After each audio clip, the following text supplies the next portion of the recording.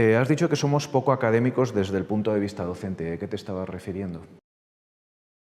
Somos poco académicos en el sentido de que todo lo que son los valores académicos y que aplicamos en nuestras disciplinas, aplicamos en la investigación, pero aplicamos también cuando hacemos un manual, en la integración, que son todos esos valores de rigor, cuestionamiento permanente, ese valor de confrontación con pares y debate con pares de nuestros resultados, todo eso que son valores académicos y forman parte de nuestra forma de hacer, en realidad no los aplicamos al mundo de la docencia. En realidad el mundo de la docencia lo que hacemos es trabajar en gran medida como aprendices medievales, donde sencillamente hemos visto a nuestros profesores trabajar de determinado modo y nosotros reproducimos o innovamos sobre lo que hemos visto hacer.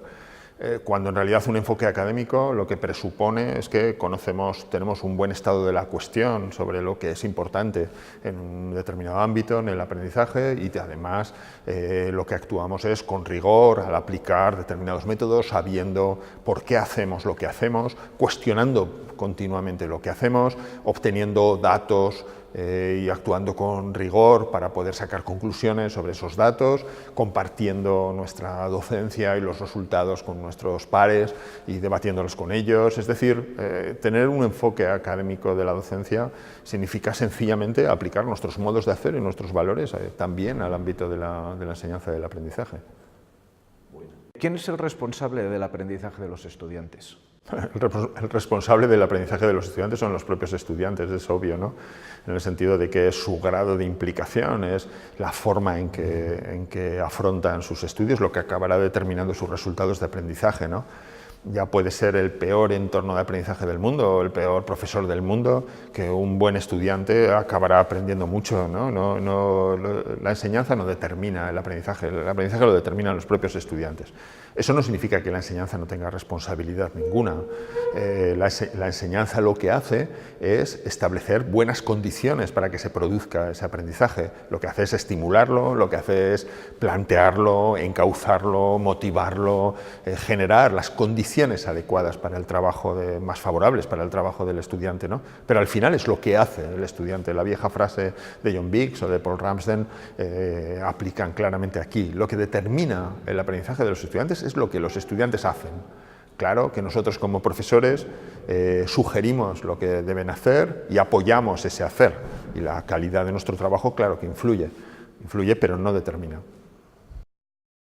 ¿En qué consiste el Scholarship of Teaching and Learning? La idea de Scholarship of Teaching and Learning es una idea muy potente y tiene que ver sencillamente con lo que hemos señalado de aplicar también los valores y las formas de hacer académicas a la docencia y el aprendizaje, ¿no? Y eso significa el crear de la docencia un espacio abierto a la indagación y a la investigación, un espacio que está en permanente interrogación y que está en evolución. Una evolución, además, compartida con nuestros pares. En realidad es configurar el espacio docente como configuramos cualquiera de nuestras disciplinas, ¿no? Es decir, como un problema académico, ¿no? Y lo enfocamos de la forma en que enfocamos habitualmente nuestros problemas académicos, es decir, tomando datos, planteando cuestiones, compartiendo, etcétera, etcétera. Has hablado de que hay diversas maneras de aprendizaje, hablabas de superficial, profundo. ¿Cómo aprenden nuestros estudiantes? Bueno, ¿cómo aprenden? Aprenden de formas muy distintas, ¿no? Y entonces lo primero que observamos es la enorme diversidad en las formas en que enfocan el aprendizaje, ¿no? Y enfocar es una especie de paquete, esa idea de enfoque de aprendizaje que contempla lo que pretenden hacer y también cómo hacen eso que pretenden hacer, ¿no? Ocupa las dos cosas, ¿no? Así que lo que encontramos es que hay como dos grandes grupos, ¿no? Aquellos que lo que pretenden es simplemente pasar adelante sus cursos y reproduciendo, lo que tienen es una intencionalidad de reproducir aquello que está en los libros o aquello que han tomado en sus apuntes en notas, pero en realidad no pretenden comprender.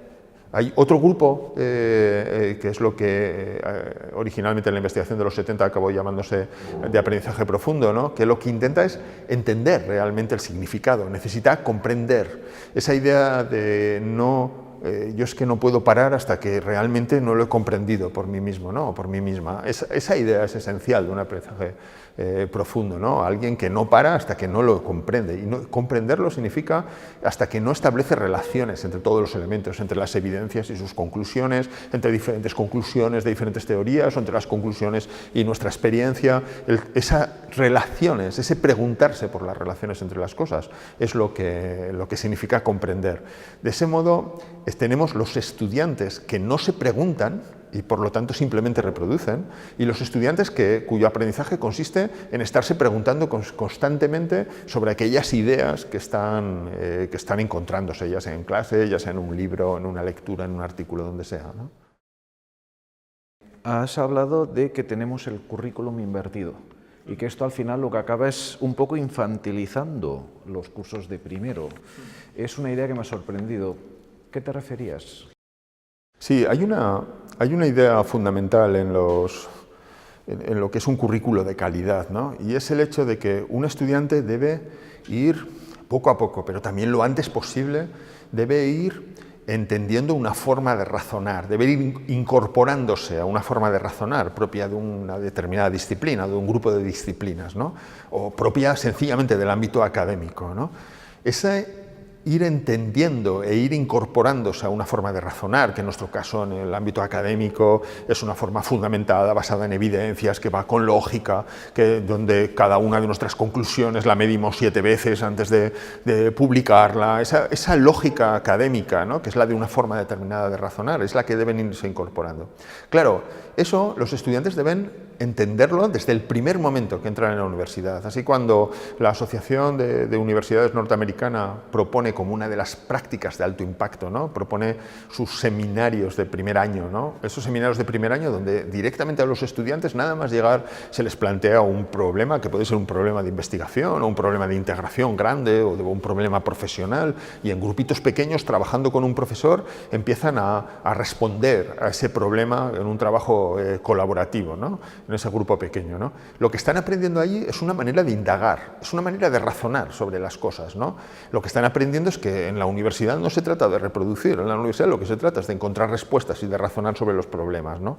Esa especie de aprendizaje epistémico es el primer punto, porque a partir de ese momento enfocarán su trabajo durante todos los cursos que quedan de una determinada manera.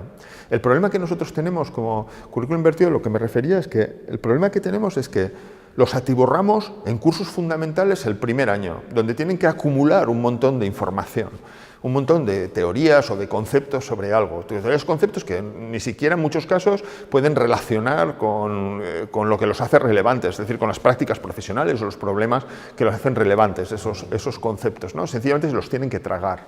Y esa acumulación de conocimiento en el primer año es todo lo contrario al aprendizaje que deberían hacer en un primer año, que es una particular forma de plantearse el trabajo de razonar y de pensar, ¿no?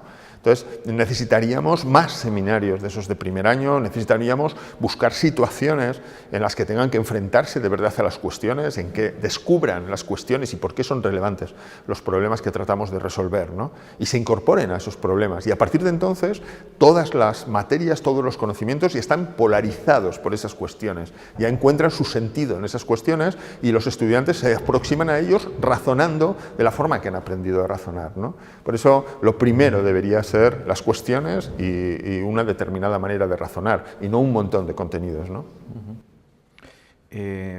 Según lo que nos has explicado, ¿cuál es el mayor factor que lleva a los estudiantes a hacer un enfoque, un estudio superficial en lugar de hacer un estudio profundo? Ya los estudios, ya en los años 80, los estudios de Paul Ramsden y de Noel Entwistle en Lancaster, lo que mostraron como el factor más determinante es la carga de trabajo y el estrés que eso genera en los estudiantes, ¿no?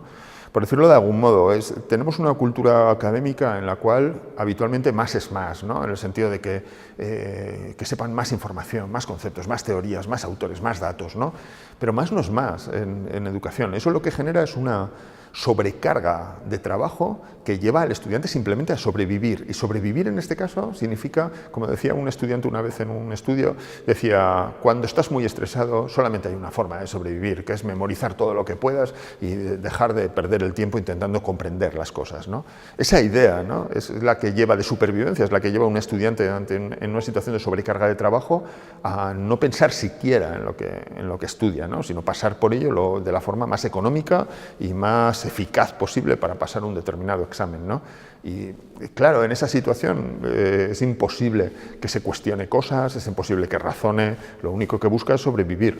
Así que ese factor de sobrecarga de trabajo es lo que los estudios, y han venido replicándose esos estudios durante 3 décadas, ¿no?, en los cuales una y otra vez los estudiantes lo que dicen es, no puedo pensar, no puedo razonar, ¿por qué me pides que me pregunte cosas si no tengo tiempo para hacerlo, ¿no?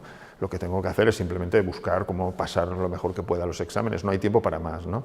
Eso es un problema que deberíamos mirar, ¿no?, en nuestros currículos, mirar cómo hacer para poner la carga de trabajo precisa, ¿no?, y no generar un estrés innecesario y contraproducente. ¿Por qué el diseño de educación? ¿Tienen que desarrollarlo ingenieros, matemáticos, físicos y no centrarse solamente en el campo de la educación?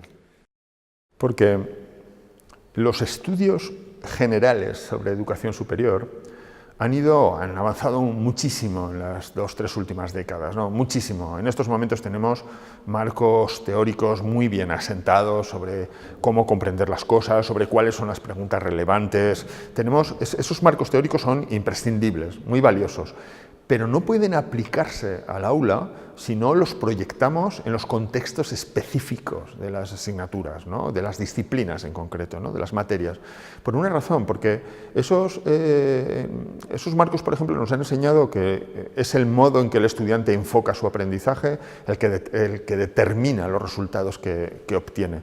Pero el modo en que enfoca su aprendizaje, el modo más productivo de enfocar su aprendizaje, depende de la disciplina.